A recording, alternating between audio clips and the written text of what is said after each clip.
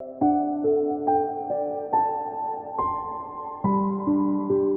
आपली जी चंदनची रोपांची इथं आपलं बघायचं आहे आपल्याला.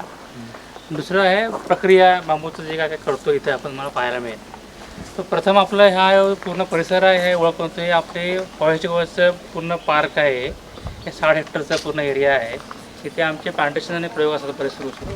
त्यामध्ये रोपवाटिका आमचा हा मेन विषय आहे. बांबूचं म्युझियम आहे, मेडिसिन प्लांटचं म्युझियम आहे.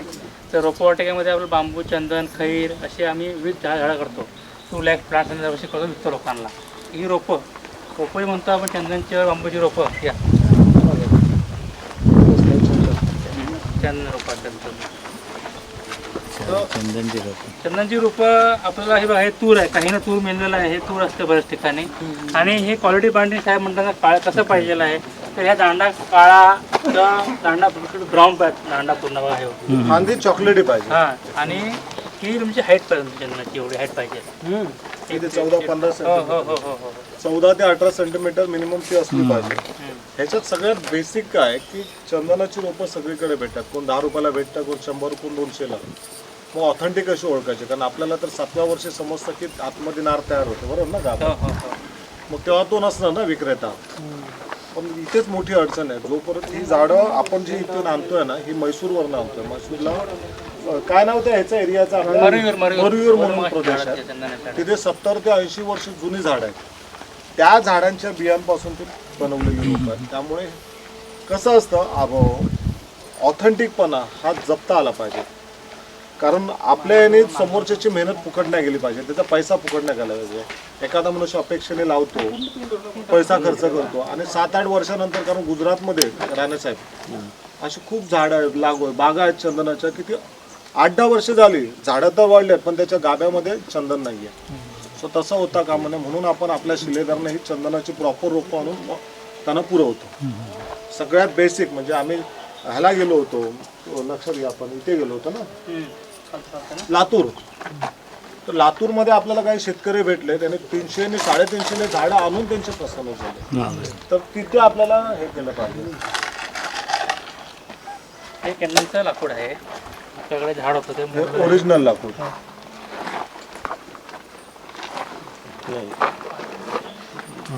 वास बघायचा. आता वास बघा, नाक लावू नका.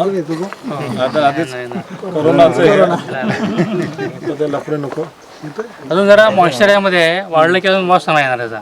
जरा तो ओला आहे. किती वर्षाचं आहे? आपल्याच बागेतलं? हो, आपल्या बागेत आहे. आपल्या इथे आता आपण लागवड करून 8 वर्ष झाली असतील ना? हे जुनं आहे. हे लागवडचा बागेतलं 12 इयर्स ओल्ड आहे. 12 वर्ष ओल्ड आहे. 12 वर्ष जुनं आहे. आपण नेहमी का सांगतोय की 7 वर्षानंतर नार तयार व्हायला सुरुवात होते, बरोबर ना?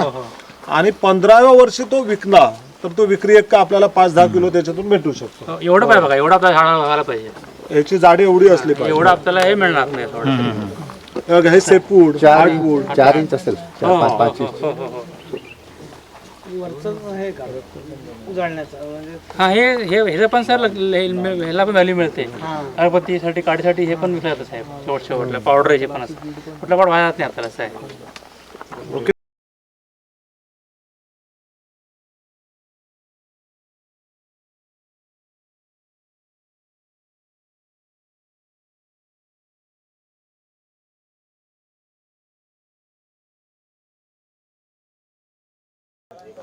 सो काय काय आंतरपिकं घेऊ शकतात ते लिहिलंय.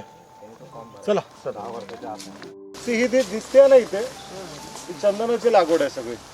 किती वर्ष आली साहेब याला? 4 वर्ष. 4 वर्षातली त्याची ग्रोथ बघा. आपल्या मनामध्ये डाऊट्स असतो ना, कोकणात होतील का, महाराष्ट्रात होतील का? तर लोकांचं ऐकण्यापेक्षा प्रत्यक्ष पाहायला समजलं. पैसा पण गैरसमज खूप जास्त आहे. हे तुमचे सगळे न्यूनगंड गळून पडण्यासाठी हा प्रॅक्टिकल दौरा हा याच्यासाठी असतो. आपल्याकडे असं म्हटलं जातं की कोकणामध्ये प्रचंड वारा असतो, पाऊस असतो. कालच्या निसर्ग वादळात सुद्धा ही झाडं जशीच्या तशी आहेत. बघा, हे जरा कोलमडलेलं, त्याला सपोर्ट दिलाय.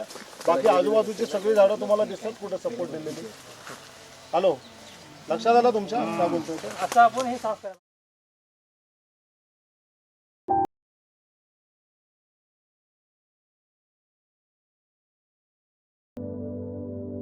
मीटरच्या आतमध्ये अंतर आहे बघा. हा जो अंतर आहे हा 2 मीटर आत पाहिजे. दिसतंय का हे? आपण हे जे हे लावलं आहे चंदनाचं झाड लावलं आहे तर ह्याच्या होस्टमधलं अंतर बघा. होस्ट म्हणजे ज्याच्याकडनं त्याला खाद्य नायट्रोजन भेटतं ते त्याच्यामध्ये 2 मीटरचा 2 फुटाचा अंतर लावलं 2 मीटर 2 मीटरचं अंतर 2 मीटरचा. तुरुत्यावर तूर गेली आता तूर नाही आहे, primary गेला. Second मध्ये आहे. त्याची मुळं आतमध्ये पण वाटतात. हा फणस आहे. इथं लाईन आपले ट्रायल असतात विद्यापीठाचे, मग आपण ठरवतो कुठला होश बरा आहे. असे पेरू आहे, फणस आहे, ट्रीटमेंट आहे पूर्ण ती. कुठल्या प्लांटची ग्रोथ चांगली होते ते मग नंतर त्याला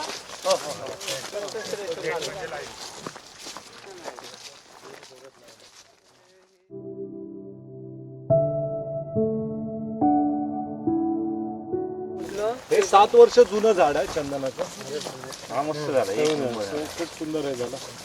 हे जी लागवड आहे चंदनाची बियापासून गेली बियापासून, पण वाडीमध्ये असा अंतर नसतं मला, लहान मोठा असा तुझं अंतर बी असल्यामुळे. कलम असतं सेम असलं असतं, कलम नाही ना हे असं आहे विदाउट होस्ट. आता हे विथ होस्ट आहे.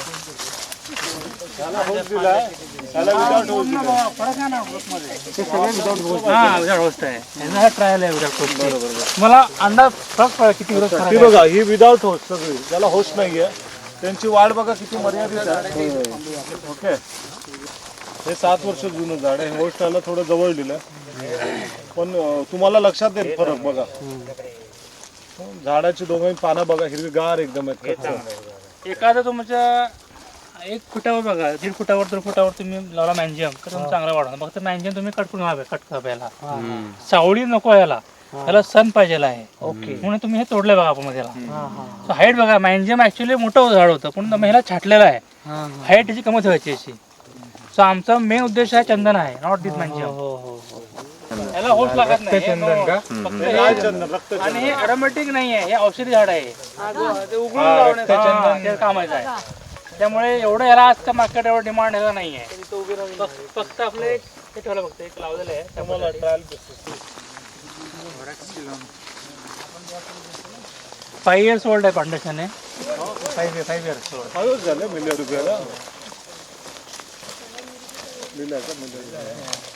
15 मधला आहे. हे जे दुसरे झाड ना मोठं हे गुंज सभा आहे, त्याचं नाव आहे मिलियर्ड उभ्या. सर्वात फास्ट झाड आहे सध्याला ग्रोथ. आणि याचं लाकूड इसं प्लायवूड साठी वापरतं, लाकूड. 5 वर्ष जुनं झाड आहे. आणि कोकणामध्ये प्लायवूड ना व्हॉट यूज फॉर मँगो पॅकेजिंगला मी आणि जवळपास £1 कमी वजन आहे बॉक्सचा याचा. हलकं लाकूड आहे. नेल होल्डिंग मग होते, मारला खेळ खत पकडतील वगैरे. आंब्याच्या बॉक्सला प्लेट्सला निंबार म्हणतात ना त्याला. तोच वेगळा, निंबारा वेगळा आणि दुब्या वेगळा असं आहे. पण हे दिसतंय सेम. सेम दिसतंय बरं. ग्रोथ बघा ना 5 वर्षांनी त्याची. ते निंबार पण असंच मोठं होतं sir. Same variety, species same. असं हे वाटतं फास्ट बघा. चंदनला आपण पाणी दिलेलं आहे. चंदनला या किती फ्रिक्वेन्सी घ्या किती देतात साधारण सर आता आम्ही आठवड्यातून 2 वेळा घेतो. आठवड्यात? अगोदर साधारण सुरुवातीला जरा जास्त घ्यायचो, तर 3-4 वेळा घ्यायचो. विकली पहिल्यांदा नवीन लावणं आम्ही जवळजवळ कायमच राहिले. Daily half an hour 1 hour चाललं हा, पाहिजे. फक्त साधारण 8 लिटर किंवा 5 लिटर साधारण पाणी पाहिजे. रोजचं. नंतर कमी करायचं. पाणी द्यायचं टाइम रात्रीचा चांगला की दिवसाचा चांगला? संध्याकाळचं संध्याकाळी हा टाइम. 4-5च्या नंतर तो मॉर्निंग तो पूर्ण पाणी ओढतो सकाळचं. सनलाईट. त्याला मल्चिंग वगैरे केलं होतं बाहेर. अतिशय यशस्वी खूप छान लागवड केली आहे. आणि खूप श्रेय जातं राणे सरांना, त्या सरांना, त्यांच्या टीमला पुऱ्या. फॉरेस्ट कॉलेजचं मेन असते. फॉरेस्ट कॉलेजची टीम पूर्ण आहे आपली. पूर्ण ओएसटी कॉलेजचे. सो छान प्रयोग केले होते. आणि हे खरं वैभव आहे कोकणाची. ही खरी श्रीमंती आहे की ही लोकांपर्यंत पोचवायची असते. कारण आपण रोहन कंटिन्यू आंबा आणि काजूच्या मागे असतो, भाताच्या मागे असतो, पण ही पैशाची झाडं जी ह्याला आपण बोलतो ना, ती लागवड आपल्याकडे होत नाहीये. ही दुर्दैव अशा गुजरातमध्ये, मध्य प्रदेशमध्ये इथे मोठ्या प्रमाणात दिसते. काहीतरी बदल आपल्याकडे सुमित सारखे शेतकरी करतात जे तरुण आहेत आणि एक वेगळा विषय घेऊन एक वेगळ्या ऊर्जेने ते जातात. मला वाटतं येणाऱ्या काळात प्रत्येकाने किमान 100 चंदनाची झाडं तरी आपल्या घरी लावली पाहिजेत. त्यात ही विविध प्रकारचे आंतरपिकं. आणि हे खूप बरं वाटलं, खूप लोक आली होती आणि खूप छान पद्धतीने. कारण सकाळी 9 वाजता सुरू झाला कार्यक्रम, आता 6 वाजून गेले. त्याच ऊर्जेने सगळेजण आहेत. सो हा दौरा जो आहे तो हा एका दिवसाचा नाही आहे. सो ज्यांना कोणाला चालू करायचं असेल त्यांना लागणारी सगळी मदत आपण करू. ह्याची रोपं आता आपण मागवतोय. कुठे गेली चव्हाण ते गेले वाटतं ते माड वगैरे सगळे गेले. सो त्याची रोपं ज्यांना पाहिजे असेल त्यांनी हे करा, कळवा तसा. बांबूची रोपं असेल, ह्याची रोपं असतील आणि प्रॉपर त्याचं प्रशिक्षण घ्या, माहिती घ्या. तुम्हाला मी नोट्स दिलेल्याच आहेत. ज्यांना नोट्स मिळाले नसेल त्यांना सांगा, त्यांना ते पाठवून देऊ आपण. प्रॉपर अभ्यास करा आणि सुरुवात करा. जी काय अडचण येईल, मदत लागेल, फोन करा. Okay, thank you.